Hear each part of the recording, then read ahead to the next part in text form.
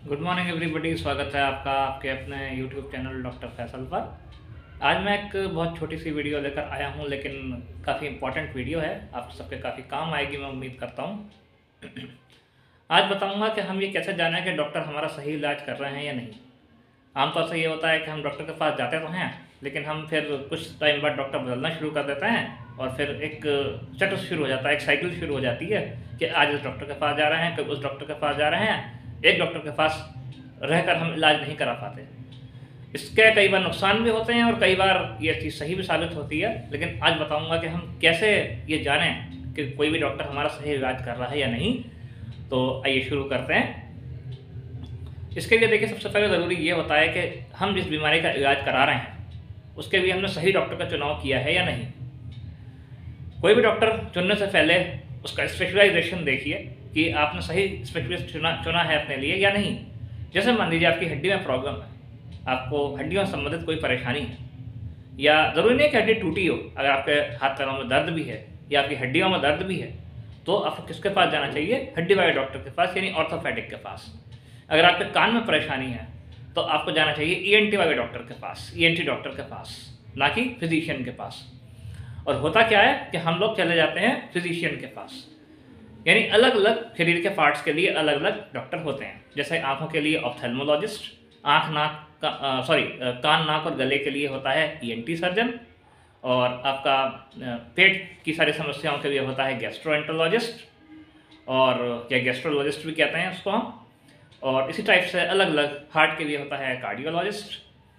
तो और जो छाती की जो समस्याएं होती हैं उनके लिए होता है पल्मोनोलॉजिस्ट। ऐसे थोड़ा डिफिकल्ट सा नाम है।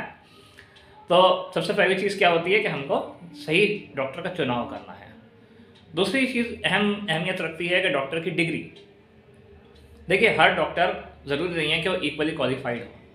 कोशिश हमेशा ये करें कि एमबीबीएस और एमडी तो कम से कम डॉक्टर हो। आगे भी डिग्रीज होती हैं, डीएम वगैरह होती हैं, वो हो तो और भी अच्छी बात है, वरना कम से कम मिनिमम एमबीबीएस और एमडी हो अगर आपको सिर्फ अपनी जांच करानी है। और अगर ऑपरेशन कराना है तो एमबीबीएस एमएस हो। MS means master of surgery और एमडी मतलब डॉक्टर ऑफ मेडिसिन। तो अलग अलग चीज़ों में एमडी होते हैं, मतलब जैसे मोस्टली बताता हूँ आपको, जैसे एमडी इंटरनल मेडिसिन।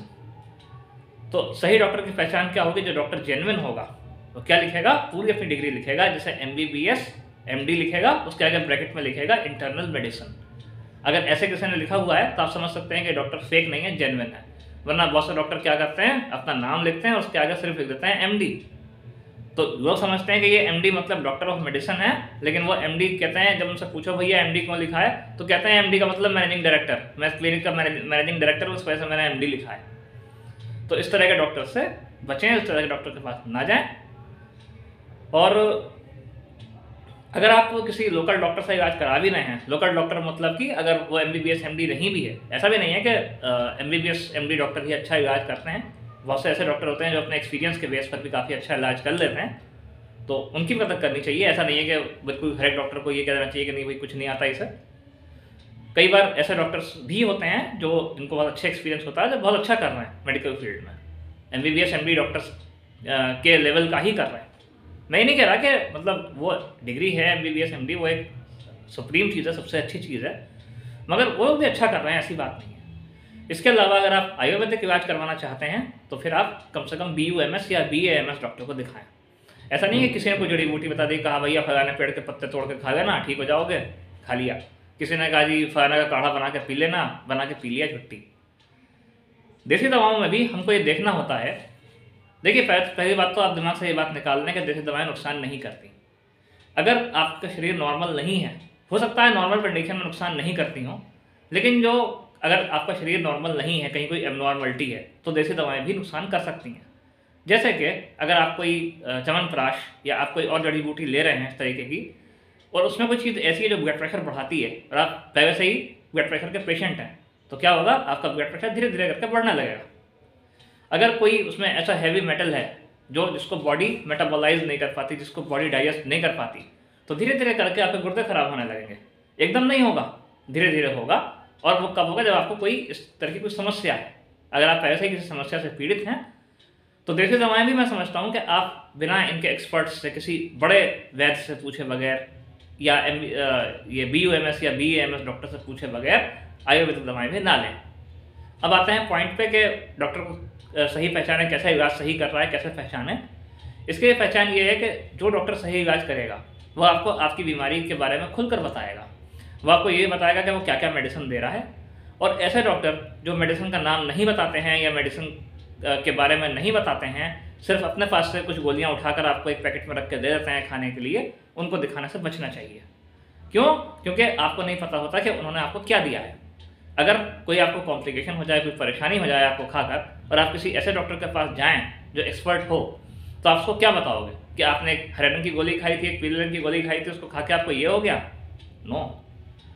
तो अगर डॉक्टर आपको दवा इस तरह से दे भी रहा है, खोलकर भी दे रहा है दवा वो आपको, तो भी आप उससे नाम लिखवा लें कि उसने आपको क्या दवा दी है, ताकि आपके पास रिकॉर्ड रहे। अगर कोई कॉम्प्लिकेशन आपको होता है, कोई परेशानी आपको होती है, तो आप जाकर दूसरे डॉक्टर को ये बता सकें या उस डॉक्टर को ये बता सकें कि मैंने अभी अभी ये दवाएं दी हैं और उसको लेने के बाद मुझे ये समस्या हुई है। अच्छा, अगले पॉइंट पे आता हूँ। सही इलाज करने से पहले डॉक्टर आपको आपकी बीमारी के बारे में एक्सप्लेन करेगा और धीरे धीरे आपको उस दवा से फ़ायदा होना शुरू होगा। दवा से फ़ायदा आपको फ़ौरन भी हो सकता है, देर से भी हो सकता है, और साथ साथ उस दवा से कोई और कॉम्प्लिकेशन नहीं होंगे, या अगर होंगे तो छोटे मोटे होंगे। और आप अगर डॉक्टर से डिस्कस करेंगे तो आपको बता भी देगा कि हाँ, इस दवा को खाने से ये होता है। जैसे बहुत सारे एंटीबायोटिक्स ऐसे होते हैं जो पेट खराब करते हैं, अगर आप उनको एंटीबायोटिक्स को लेंगे तो डेफिनेटली आपको हल्का सा पॉटी आपकी पतली हो जाएगी। तो डॉक्टर आपको पहले बताएगा कि भाई इस दवा को लेने से पॉटी पतली हो जाएगी, आपको चिंता नहीं करनी, जब आप दवा छोड़ देंगे तो फिर नॉर्मल हो जाएगी।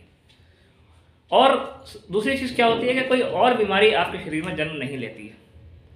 इसके अलावा अगर डॉक्टर आपसे गोलमोल बात करता है, अगर डॉक्टर आपको क्लियर नहीं बताता है, अगर वो आपको दवा का ड्यूरेशन ठीक से नहीं बताता है कि कितने टाइम आपको दवा लेनी है, या वो आपको यही नहीं बताता कि आपको बीमारी क्या है, तो मैं नहीं समझता कि वो इलाज आपका सही से कर पाएगा। क्योंकि डॉक्टर का एक फ़र्ज़ है मरीज़ को ये बताना। मेडिकल प्रोटोकॉल भी ये कहता है कि अपने मरीज़ को आप सबको सब कुछ बताना चाहिए। अगर मरीज़ मरने वाला भी है तो भी उसको साफ साफ बता देना चाहिए कि आप अब नहीं बचोगे, या एटलीस्ट कम से कम उसके रिश्तेदारों को बता देना चाहिए कि आप नहीं बचोगे या ये नहीं बचेगा। तो अगर वो क्लियर कट आपको नहीं बताता है तो इसका मतलब कहीं कुछ झोल है बात में। दूसरी चीज़, अगर वो आपको दवाइयों का नाम नहीं बताता है या लिख कर नहीं देता है तो भी आप ये समझिए कि उसमें कुछ झोल है। और ये कैसे जाने का सही इलाज हो रहा है या नहीं? अगर डॉक्टर बार बार आपको एक ही तरह की दवाएं दे रहा है और आपको फ़ायदा नहीं हो रहा है, बार बार वो कभी आपको ये जांच करवाता है, कभी वो जांच करवाता है, कभी आपको कुछ कह के बहकाता है, कभी आपको कुछ कह के बहकाता है, मतलब आपको उसका जो एक्सप्लेनेशन है वो उससे आपको सेटिस्फाई नहीं कर पा रहा है और दवा से भी आपको आराम नहीं हो रहा है, तो आप ये मान कर चलें कि इलाज में कहीं ना कहीं कुछ झोल है। ऐसा होता है, कुछ बीमारियां ऐसी होती हैं डॉक्टरों को भी एकदम समझ में नहीं आती हैं, डॉक्टर भी एकदम से नहीं बता सकते कि क्या हुआ है, क्योंकि बहुत सारी बीमारियों के सिम्टम मिलते जुलते हैं। जैसे कि फॉर एग्जांपल आजकल मैं कोविड का ही मैं आपको एग्जांपल दे रहा हूँ कि किसी को कोविड है या किसी को वायरल फीवर है, तो सिम्टम बहुत ज़्यादा मैच करते हैं। बिना जांच कराए डॉक्टर भी ये नहीं बता सकता कि इसको कोविड है या फिर इसको नॉर्मल वायरल फीवर है। तो ऐसे केसेस में कन्फ्यूज़न जायज़ है, लेकिन जो कॉमन जो बिल्कुल क्लियर कट बीमारियाँ हैं उनमें भी बहुत से लोग कन्फ्यूज़ कर देते हैं पैसे बनाने के लिए। तो इस तरह के डॉक्टर्स से और इस तरह के इलाज से बचिए, क्योंकि यहाँ पर आप ये मान सकते हैं कि आपका इलाज सही नहीं हो रहा है। ऐसे ही कुछ हॉस्पिटल्स ऐसे हैं जो हैं तो नामी हॉस्पिटल, लेकिन वहाँ पर मरीज़ को अटेंशन नहीं दी जाती है। मरीज़ दवा खा के, बहुत सी दवाएँ खा के मरीजों को बहुत बेचैनी हो जाती है, बहुत परेशानी हो जाती है, और मरीज़ डॉक्टर से जाकर कहता है कि मुझे ऐसे ऐसे हो रहा है खा के, डॉक्टर कोई रिस्पॉन्स नहीं देते। तो वहाँ ये मानिए कि शायद इलाज आपका सही नहीं होगा या आपका इलाज सही नहीं हो रहा है।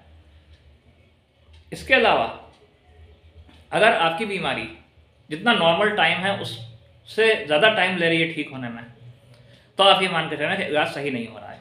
जैसे कि मोस्टली आपने वायरल फीवर का ट्रीटमेंट लिया, तो वायरल फीवर का मैक्सिमम टाइम बता रहा हूँ, मिनिमम टाइम नहीं बता रहा, मैक्सिमम टाइम बता रहा हूँ कि 10 दिन या 15 दिन में या 12 दिन में आराम से ठीक हो जाना चाहिए। लेकिन अगर इसके बावजूद भी ठीक नहीं हो रहा है, आपका फीवर डाउन नहीं हो रहा है, या आपकी प्रॉब्लम जैसी है वैसी ही बनी हुई है, या फिर आपकी प्रॉब्लम बढ़ती चली जा रही है, पहले जो प्रॉब्लम थी वो तो थी, साथ साथ प्रॉब्लम बढ़ती भी जा रही है, तो आप ये मान के चलिए कि इलाज आपका ठीक नहीं हो रहा है। दूसरा, अगर आपको महंगी दवाइयाँ लिखी जा रही हैं बेवजह, बीमारी आपको इतनी सीरियस नहीं है और दवाइयाँ आपको इतनी महंगी महंगी लिखी जा रही हैं, तो भी आप ये मान के चलें कि कहीं इलाज में कुछ झोल है, यानी इलाज सही नहीं हो रहा है। और सही इलाज ना होने की सबसे बड़ी कंडीशन होती है कि पेशेंट को गुमराह करना। डॉक्टर्स जो हैं पेशेंट को कई तरह से गुमराह करते हैं। कई बार टेस्टों के नाम पर गुमराह करते हैं, कई बार दवाइयों के नाम पर गुमराह करते हैं, कई बार ट्रीटमेंट के नाम पर गुमराह करते हैं। कई बार एक छोटा ट्रीटमेंट होता है उसको इतना लंबा खींच दिया जाता है कि मरीज सोचता है पता नहीं मुझे क्या हो गया, मेरा ट्रीटमेंट कभी खत्म होगा या नहीं होगा। तो बहुत सारी ऐसी बातें हैं जो मैं खुलकर इस प्लेटफॉर्म पर नहीं कह सकता, क्योंकि इससे बहुत सारे लोगों को ऑब्जेक्शन हो जाएगा। वो बातें पर्सन टू पर्सन वेरी भी करती हैं, ये भी नहीं है कि वो बातें सब पर लागू होती हैं। मेरी किसी से कोई दुश्मनी नहीं है, लेकिन ये है कि चीज़ें हैं जहाँ जिस तरह से हर प्रोफेशन में कुछ नेगेटिव पॉइंट हैं, कुछ बुराइयाँ हैं, कुछ कमियाँ हैं, ऐसे ही मेडिकल प्रोफेशन में भी कुछ कमियाँ और कुछ बुराइयाँ हैं। तो मैं उम्मीद करता हूँ कि वीडियो आपको ज़रूर हेल्प करेगी कि आप ये जान सकें कि आप सही डॉक्टर के पास गए हैं या नहीं, या आपका इलाज सही हो रहा है या नहीं। अगर इस वीडियो में एक्सप्लेनेशन में आपको कोई कमी लगी हो तो आप मुझे कमेंट में बताइएगा। मैं एक और वीडियो और थोड़ा क्लियर करते हुए मैं आपको के लिए बना दूंगा। मैं मिलता हूँ आपसे किसी और वीडियो में, इससे अगले वीडियो में। और मैं ये भी कोशिश करूँगा इसका पार्ट 2 भी बनाऊँगा, तो मैं उसमें आपसे मिलता हूँ। तब तक के लिए अपना ख्याल रखिए। Take care, bye.